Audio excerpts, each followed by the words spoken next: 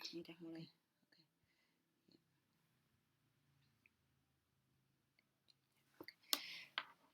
Bismillahirrahmanirrahim. Assalamualaikum warahmatullahi wabarakatuh.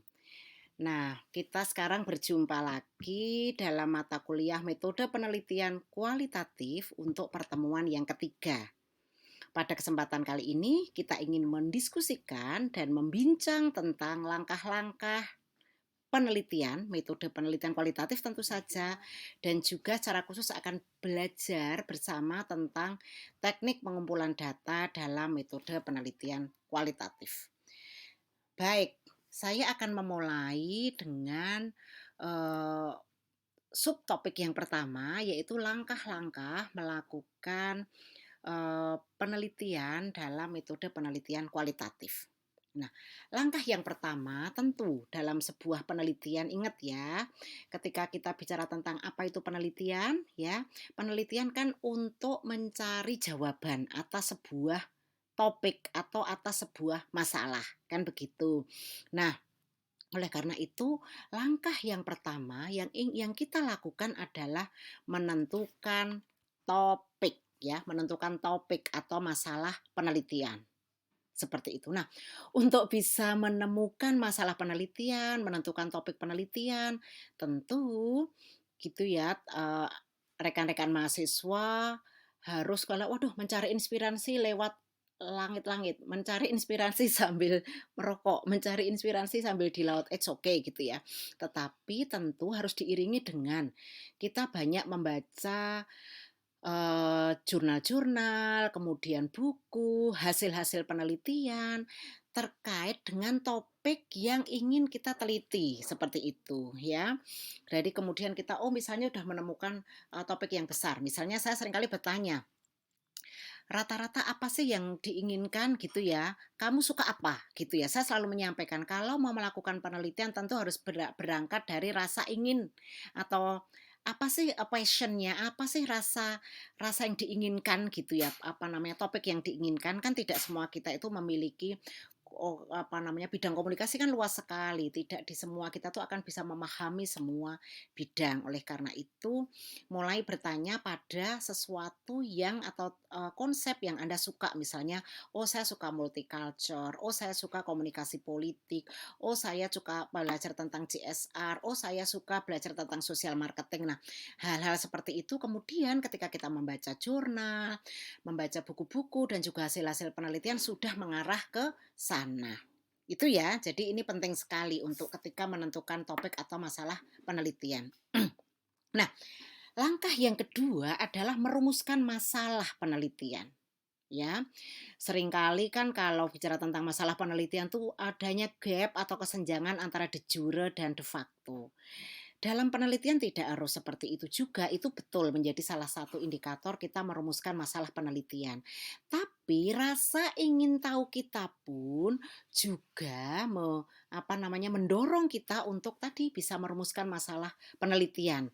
Misalnya eh, anda tertarik pada isu-isu terkait dengan marketing, di situ misalnya tentang personal branding, misalnya seperti itu kan, itu misalnya oh kok personal branding yang dilakukan oleh misalnya tokoh ini bagus. Nah, ini kan tidak selalu harus ada gap antara de facto dan de jure kan seperti itu ya.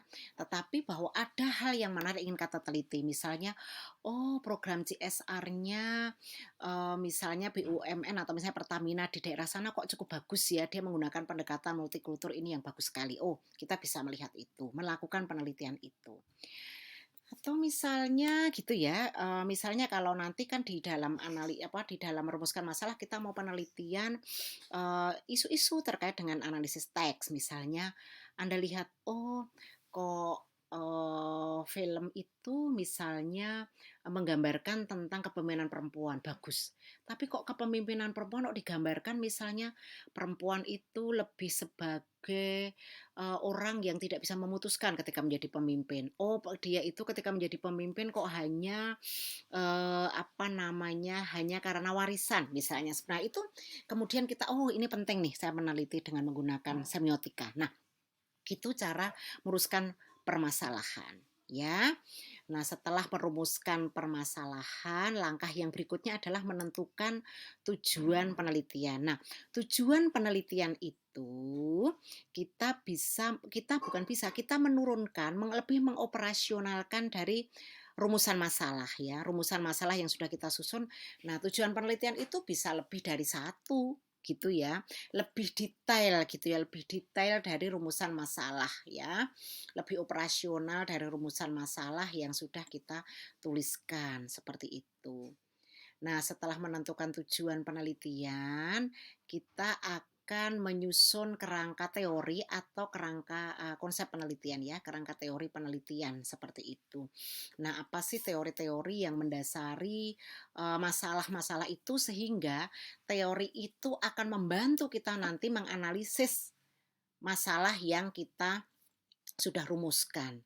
Nah, ketika menyusun kerangka ya, ketika menyusun kerangka teori atau ya kerangka teori penelitian itu ada dua hal yang bisa kita gunakan patokan. Pertama mengacu pada rumusan masalah, yaitu apa ya, topik apa yang akan kita teliti. Nah, itulah kemudian kerangka teori itu kita lihat di situ ya, kita lihat di situ dalam dalam menentukan kerangka penelitian teori seperti itu. Jadi mengacu pada tujuan penelitian ya dan mengacu pada topik masalah yang ingin kita teliti itu adalah ketika kita bingung apa sih kalau menyusun kerangka penelitian, teori penelitian itu kembalilah kepada tujuan penelitian, kemudian lihat rumusan masalah atau topik penelitiannya itu apa seperti itu. Ya, tentu kalau menyusun kerangka teori penelitian itu juga sekarang kan sudah agak lebih mudah ya. Coba nanti mencoba Anda itu eh, membaca jurnal-jurnal terbaru, kemudian juga buku-buku yang jangan terlalu lama gitu, tapi mungkin ada beberapa buku babon yang sangat teori-teori itu sangat masih bisa menjadi landasan teori bisa digunakan di situ. Nah, setelah menyusun kerangka teori, kemudian kita menyusun metode penelitian ya. Nah, ketika menyusun metode penelitian kita bisa memilih, ingat ketika bahwa memilih metode penelitian jangan memilih metode dulu baru kemudian mencari topik, tapi metode penelitian itu berangkat dari rumusan masalah kita ya, berangkat dari tujuan penelitian kita, apa yang ingin kita cari metode penelitian itu. Seperti itu, memilih apakah misalnya tadi akan analisis teks, kemudian apakah akan memilih metode penelitian di lapangan, terus paradigma yang kita pakai itu apakah positivistik, interpretif atau konstruktivistik, ataukah kritikal, itu akan menentukan metode penelitian yang kita gunakan. Nah, di dalam metode penelitian ini itu akan berisi biasanya Anda akan menuliskan bisa Anda menuliskan paradigma penelitian dulu juga boleh. Kemudian jenis penelitian ya kan, metode penelitiannya apa, objek penelitiannya apa, ya objek yang akan Anda teliti itu apa. Kalau misalnya kalau yang pendekatan studi kasus kan ada durasi, jangan lupa durasi waktunya misalnya mulai tahun berapa sampai tahun berapa, misalnya seperti itu juga menjadi penting sekali. Kemudian kalau kualitatif akan bicara tentang kalau penelitian lapangan biasanya akan bicara tentang triangulasi ya, uh, triangulasi dalam penelitian. Triangulasi itu nanti ini juga sangat penting sekali. Kemudian kalau selain triangulasi, kalau analisis teks itu akan kita kenal ya untuk melihat, seringkali kan dalam penelitian positivistik kita kemarin bicara tentang reliabilitas dan validitas. Kalau dalam analisis teks dengan paradigma interpretif dan juga paradigma kritikal itu kita bicara tentang intertekstualitas gitu ya. Kalau pendekatan kualitatif dengan lapangan, misalnya dengan pendekatan studi kasus kita mengenal triangulasi ya untuk melihat sebuah data itu kualitas penelitian kita itu bisa dilihat dari situ. Kalau dalam triangulasi kan kita mengenal triangulasi sumber data ya, triangulasi sumber data, kemudian triangulasi, sumber data itu tadi misalnya teknik mengumpulkan data. Kalau sumber data itu misalnya kalau kita mau wawancarai misalnya bagaimana, eee rebranding Bank Pembangunan Daerah misalnya DIY Yogyakarta pada tahun ini. Maka kemudian Anda bisa mewawancarai mulai dari, customer, kemudian juga pihak-pihak yang melakukan rebranding, di dalam hal ini adalah banknya, itu adalah bentuk-bentuk triangulasi sumber data. Kemudian kalau data itu ya kita mengumpulkan data bisa dengan data tidak hanya satu cara teknik pengumpulan data, nanti akan saya jelaskan. Kita bisa menggunakan FGD, observasi, dokumen, wawancara mendalam, itu untuk sebagai triangulasi. Nah, kemudian melakukan analisis data dan terakhir adalah menyusun kesimpulan penelitian. Ingat ya, kesimpulan penelitian itu tidak semata-mata mengcopy paste dari bab 3, tetapi kesimpulan itu adalah analisis ya, dari hasil analisis bab 3 itu kemudian kita tuliskan apa sih yang sesungguhnya kita temukan ya, temuan penelitian seperti itu. Nah, itu adalah beberapa langkah-langkah dalam melakukan penelitian kualitatif. Sudah tergambar ya, sudah tergambar itu nanti bentuk outline-nya, langkah-langkah singkatnya seperti itu. Tentu Anda juga harus memiliki kemampuan untuk menyusun referensi dengan baik ya. Nanti akan dipelajari di bab 4 ya. Di pertemuan berikutnya, mungkin di pertemuan yang keempat bagaimana menyusun referensi ya, menyusun daftar pustaka. Nah, kemudian termasuk ini ya, karena kekuatan kita orang komunikasi adalah menulis, maka jangan sampai typo. Kita sudah tahu kata kerja, kata depan, cara menulisnya bagaimana, menulis huruf besar, huruf kecil, untuk misalnya tempat, lokasi, kata kerja seperti itu harus sudah menjadi pemahaman yang mendasar. Apalagi rekan-rekan mahasiswa sudah pernah mendapatkan mata kuliah bahasa Indonesia kan. Nah, di situ Anda harus belajar serius bagaimana cara menulis. Oke. Baik, setelah kita belajar tentang langkah-langkah, sekarang kita akan belajar tentang teknik pengumpulan data dalam penelitian kualitatif.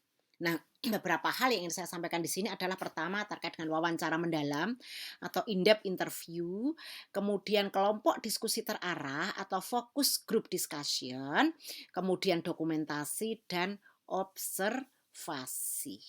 Gitu ya. Oke, mungkin ada beberapa yang sebenarnya observasi itu nanti akan menghasilkan apa, field note misalnya seperti itu. Nanti kita akan diskusikan. Oke, sekarang kita mulai. Yang pertama, teknik pengumpulan data dengan wawancara mendalam, ya, atau in-depth interview. Ini apa? Adalah proses mendapatkan informasi, ya, proses mendapatkan informasi untuk apa? Untuk mendapatkan data penelitian dengan cara tanya jawab atau interview. Berarti kan bertatap muka antara pewawancara, yaitu pewawancara itu kita sebagai peneliti dengan informan penelitian atau orang yang diwawancarai, seperti itu. Nah, tentu saja mungkin dalam era saat ini, dalam situasi pandemi, kita bisa melakukan wawancara mendalam via Zoom, via Google Meet, ya, atau telepon WA, itu sangat memungkinkan sekali. Tapi intinya kita mendapatkan informasi secara lebih mendalam atas isu atau topik yang kita teliti, ya. Nah, namanya dalam penelitian kualitatif adalah informan. Kalau dalam penelitian kuantitatif kan kita mengenal responden ya. Nah, dalam penelitian kualitatif kita mengenal informan. Nah, sebelum melakukan wawancara kita penting untuk panduan wawancara atau interview guide itu kita tuliskan ketika menyusun proposal ya, harus clear wawancara interview guide kita. Nah, seringkali ada pertanyaan. Gimana sih cara menyusun panduan wawancara? Kalau menyusun panduan wawancara, ingat, kembalilah lagi kepada tujuan penelitian.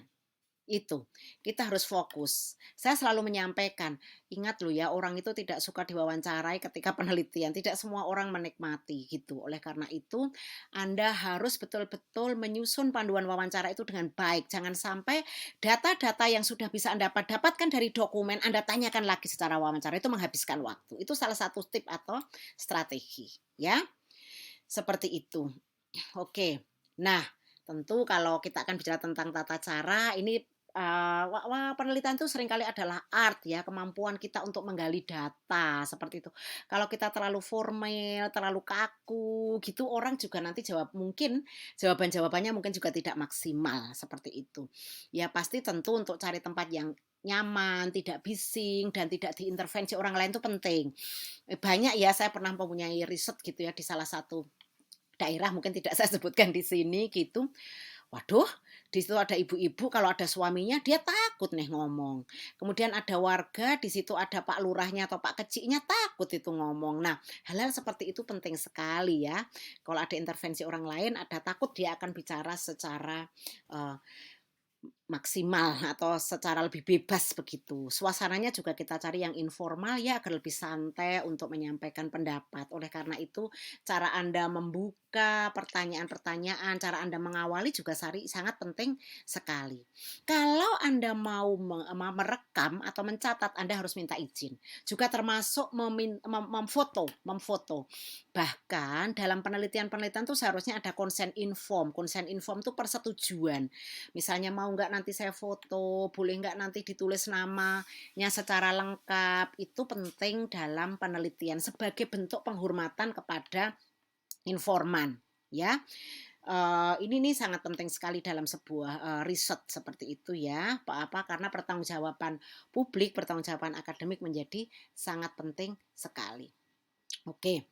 Nah, melakukan konfirmasi data dari informan. Ini penting ya setelah misalnya Anda tuliskan kembali kemudian menanyakan kembali, kita akan menuliskan seperti ini sudah betul atau tidak, gitu-gitu ya. Itu. Nah, yang selanjutnya triangulasi tadi, pencarian data tidak boleh seberat atau ada cross check gitu ya. Itulah yang saya maksud dengan triangulasi tadi. Dalam sebuah penelitian kualitatif tadi, misalnya tadi kita meneliti kalau penelitian lapangan ya, kita penting ya misalnya tadi Anda mau penelitian CSR-nya misalnya Pertamina gitu ya. Maka kemudian Anda kalau bertanya itu ya selain kepada pengelola CSR, Anda juga perlu bertanya kepada masyarakat. Atau mungkin kalau bermitra dengan pemerintah juga perlu bertanya kepada pemerintah, itu sebagai bentuk triangulasi untuk cross check seperti itu ya. Nah, kalau teks dengan menggunakan intertext yaitu data teks-teks yang lain, bisa hasil penelitian, bisa jurnal, bisa dokumen, bisa buku gitu. Jelas ya? Oke. Nah, untuk pemilihan informan dalam penelitian ini, kalau ini penelitian lapangan, maka salah satunya adalah purposif. Purposif itu apa? Purposif itu dengan karakteristik tertentu, misalnya dipilih misalnya mereka yang terlibat di dalam program, sudah 2 tahun terlibat di dalam program, memahami program tersebut, gitu-gitu. Itu adalah purposif ya. Snowball. Nah, snowball itu adalah penelitian-penelitian mungkin nanti fenomenologi atau etnografi itu akan menggunakan snowball ini ya, misalnya atau mungkin dalam pendekatan studi kasus bisa. Snowball itu Anda tahu ya, snow dan ball, yaitu bola salju. Bola salju itu kan kalau menggelinding itu kan semakin lama semakin banyak ya. Nah, dari kecil misalnya saya mendapatkan data ini dari si X gitu ya dalam sebuah kasus atau isu. Anda kemudian akan bertanya, oke untuk memperdalam pertanyaan ini, kalau untuk pertanyaan ini ke siapa ya? Oh ditunjukkan ke X, ke B, Y. Kalau bertanya lagi, habis ini saya bertanya ke siapa? Ditunjukkan lagi ke Z. Nah, itu yang dimaksud dengan snowball. Itulah cara pemilihan informan dalam wawancara mendalam. Oke? Jelas ya? Nah, saya tadi sudah menyebutkan panduan wawancara ya. Ini saya tadi sudah menyampaikan. Sekali lagi disusun berdasarkan tujuan penelitian dan gitu. Dikategorikan per subtopik. Jangan wah dicampur gitu ya. Misalnya tujuan penelitian. Anda kan misalnya ada 2 tujuan penelitian, dibikin subkategori besar dulu. Di bawahnya kan pasti ada pertanyaan-pertanyaan yang lebih detail seperti itu. Nah, itu akan mempermudah nanti Anda menuliskan di bab 3 ya. Dan, ketika dianalisis data kan Anda perlu mengkategorikan ya, mensortir mana yang berguna dan mana yang tidak, ini masuk ke kategori mana, itu menjadi sangat penting. Oke, next. Teknik pengumpulan data yang berikutnya dalam penelitian kualitatif yang ini lapangan terutama adalah observasi. Nah, observasi itu apa? Mengamati terhadap subjek penelitian. Dilakukan untuk mendapatkan data yang belum terungkap dari data yang lain. Seringkali kan kalau kita wawancara itu belum tentu kita mendapatkannya. Misalnya, "Gimana Pak?" Kemudian misalnya Anda penelitian tentang customer relation management. Oh, sudah bagus di sini. Nah, Anda perlu cross check. Ini bagian dari triangulasi. Sekarang Anda misalnya duduk di situ selama 1 minggu, betul nggak ya customer service-nya sebagai bagian dari customer relation manajemennya oke. Nah, Anda membuat apa yang namanya field note atau catatan lapangan. Nah, tentu tidak asal-asal yang melakukan observasi, Anda juga punya panduan observasi. Apa yang harus dan akan diobservasi. Jelas ya? Oke, good. Ya. Nah, dalam, observasi ini biasanya dalam penelitian-penelitian kualitatif dibagi 2, yaitu observasi participatory observation ya, di mana menghimpun data penelitian terlibat dalam keseharian responden ini terutama pada penelitian-penelitian etnografi ya, fenomenologi itu kita terlibat berada di situ. Tapi kalau penelitian-penelitian yang misalnya pendekatan studi kasus deskriptif kualitatif misalnya dengan paradigma positivistik itu biasanya, tidak terlibat ya, peneliti tidak terlibat di situ, hanya kemudian melakukan observasi seperti yang saya contohkan tadi, misalnya penelitian tentang, customer relation management, ya Anda hanya melihat saja gitu, mengamati saja kemudian membuat catatan-catatan lapangan. Itu yang dimaksud dengan observasi. Nah, yang ketiga adalah focus group discussion atau FGD. Nah, ini juga salah satu teknik pengambilan data. Nah, FGD ini atau focus group discussion atau kelompok diskusi terarah ini bertujuan untuk menemukan pemahaman makna terhadap sebuah tema tertentu dari sebuah kelompok ya, dari sebuah kelompok. Makanya kan seringkali dikelompokkan, kelompok ibu-ibu, kelompok bapak-bapak, kelompok remaja. Kalau remaja misalnya kita akan bagi yang kelompok milenial, kelompok yang urban, suburban atau di desa misalnya seperti itu.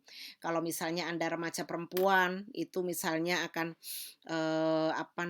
mungkin remaja perempuan yang kelompok yang dia, konservatif misalnya, yang pemahamannya konservatif, kemudian yang moderat, kemudian yang progresif misalnya seperti itu menjadi penting sekali. Nah, kemudian kalau misalnya di komunitas Anda, oh kelompoknya perangkat desa, ini kelompok masyarakat, kelompok kader gitu, itu ya.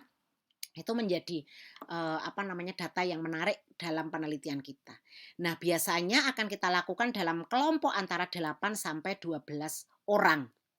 Memang bagusnya kita berdua ya, tandem gitu biar saling, tektok untuk ketika menggali pertanyaan itu kelihatan natural, kelihatan alami, mengalir begitu. Nah, kalau nanti juga baiknya memang direkam atau dicatat hasil FGD tersebut dan minta izin ya. Dan sama halnya ketika wawancara mendalam perlu ada panduan untuk melakukan FGD, focus group discussion. Di sini membutuhkan fasilitator ya dalam focus group discussion. 2 orang lah paling tidak. Kalau misalnya 1 orang, nah satu orang nanti yang mencatat seperti itu. Nah, teknik pengumpulan data yang selanjutnya adalah dokumen ya. Data dokumen merupakan data sekunder dalam penelitian lapangan. Gitu, dalam penelitian lapangan tadi ya, studi kasus misalnya, fenomenologi misalnya itu tadi, etnografi misalnya seperti itu.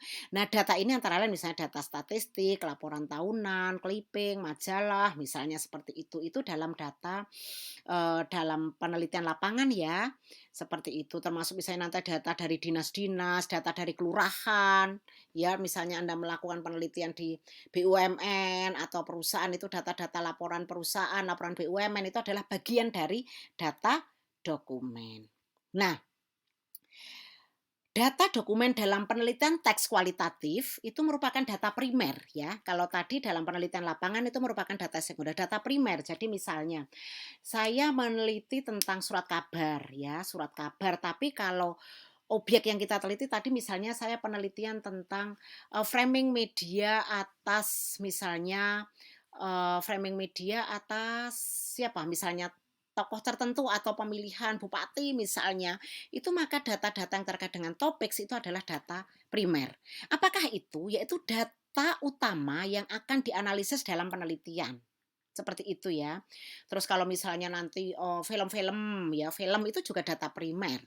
Kemudian kalau Anda penelitiannya tadi misalnya iklan, itu data primer kalau kita penelitian kitnya adalah analisis teks gitu ya. Ini makanya saya contohkan, film, iklan, clipping surat kabar, majalah itu menjadi data primer kalau analisis kita adalah analisis teks. Penelitian kita adalah penelitian teks, baik semiotika, framing, analisis wacana, gitu ya, naratif, seperti itu. Maka iklan, film, clipping, surat kabar, majalah adalah data dokumen sebagai data primer. Begitu, yang saya sampaikan, rekan-rekan mahasiswa yang sangat saya cintai dan sangat saya banggakan tentu saja, dalam pertemuan yang ketiga ini kita sudah membahas 2 materi yang, cukup penting, yaitu pertama, langkah-langkah melakukan penelitian kualitatif, dan yang kedua adalah bagaimana teknik mengumpulkan data di dalam penelitian kualitatif, ya. Nah, selain itu Anda nanti juga bisa membaca beberapa buku yang sudah saya sarankan, kemudian juga materi PPT yang juga saya berikan dan jika masih ada yang belum jelas silahkan ditanyakan, ya. Untuk materi ini saya cukupkan sekian gitu, sekali lagi jika masih ada pertanyaan nanti silahkan ditanyakan. Terima kasih atas perhatiannya, sampai berjumpa kembali dalam topik berikutnya. Assalamualaikum warahmatullahi wabarakatuh.